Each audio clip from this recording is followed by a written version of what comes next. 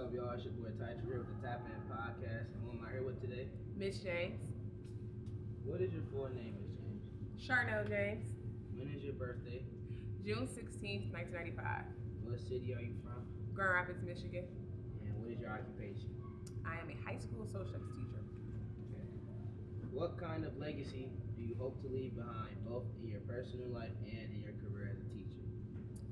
In my personal life, I want to leave behind the legacy of knowing that I was able to work through all the things that I was going through and to create a name for myself. I want my generations that come after me to just know all the things that I do, especially when it comes to the advocacy work of mental health and self-care within our communities. And then professionally, I just want my students to always know me for the things I taught them when it comes to their lessons, education-wise, but also too in life. What has been your greatest motivation throughout your life, both in your studies and your teaching career? My family. I would say my family played a major role in a lot of the things that I have accomplished over the years, starting with my father, down to my siblings, just always pushing me to be my very best and to go after everything that I put my mind to. This is Devontae, Madison. What are some hobbies you have outside of school? So outside of school, I am a gym rat. I go to the gym almost every day. I also teach kickboxing, and I am a business owner / public speaker. Okay, can you describe your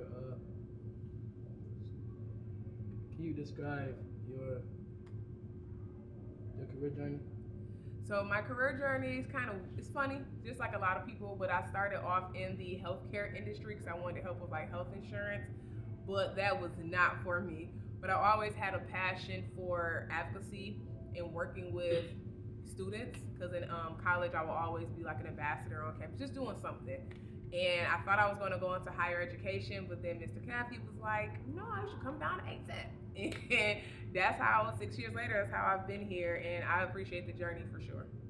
This is Diamond Officer from Tap In Podcast. Can you describe your life in a chronological order, highlighting the most significant events at each stage? Ooh, we got time. I mean, starting out from a young child, I just always been about my stuff. My biggest highlight that I would say happened was I did go to a performing arts school. I didn't know that. I did want to be an actress at one point. So when I was in elementary, I was in this major play called Bessie Smith and the Night Riders, and it was a book written about it. Middle school was a blur. High school, I ate because I graduated second in my class. I was an all-star athlete. And then college, pledge, live life, and now I'm here, doing something different with my business and just continue to grow. Okay. Who or what has had the greatest influence on your personal and professional journey? I would say they're no longer here, but it's my grandmother. I think about her a lot. She was the one to pretty much tell me at a very young age that I was destined to be something, and I just continue to remember that and play that in my mind every single day. So that's why I'm such a go-getter as it is. Hi, this is Milan from the Tap In Podcast. What narrative do you try to paint for your students to help them succeed? The narrative is that business before pleasure. And y'all know I say that every single day, that you gotta handle your business before you have fun, because if your stuff ain't in order, how are you gonna enjoy life? How does your life outside of school influence your teaching practices and interaction with students?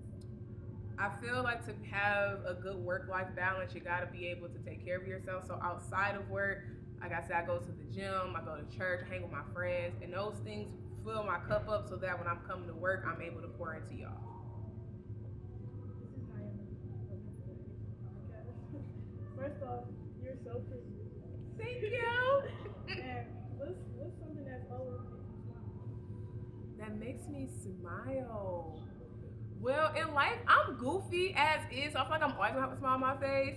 But I'll say my students. I love y'all. Y'all do, and y'all make me smile. I just love positivity, so I'm always gonna have a smile on my face. So that's kind of hard, but I will say y'all. Okay, what's a memorable moment from your childhood that you often think about? Oh, that I often think about. That's a little deep. I will say, as of lately, I have been thinking a lot about that play that I did. Because I was like, girl, you ate with that. Okay, so that's what I say my biggest memory. Because we had a limousine yard. It was good. It's on YouTube. I'm going to have to show y'all that one day. This is Madison from A-Town Podcast, and I have a question. Did you go to college, and what was the HBCU So I didn't have the opportunity to go to a HBCU. My mom did not want me to go to Hampton University. I still got a little hate towards that. But I went to Grand Valley State University and I enjoyed my time there. I met a lot of great friends there and at other surrounding schools. And then right now I'm getting my master's at Wayne State University. Okay, and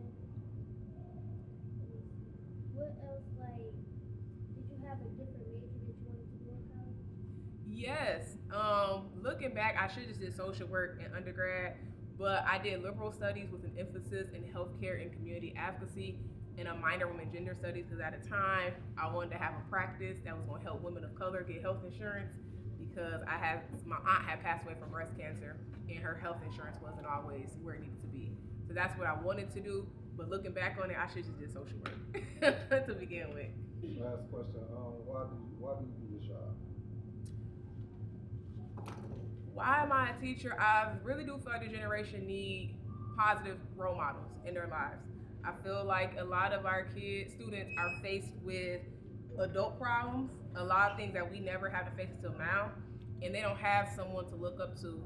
All they have is celebrities, and sometimes celebrities aren't the ones they should look up to. So I hope that in my walk, my students are like, you know what?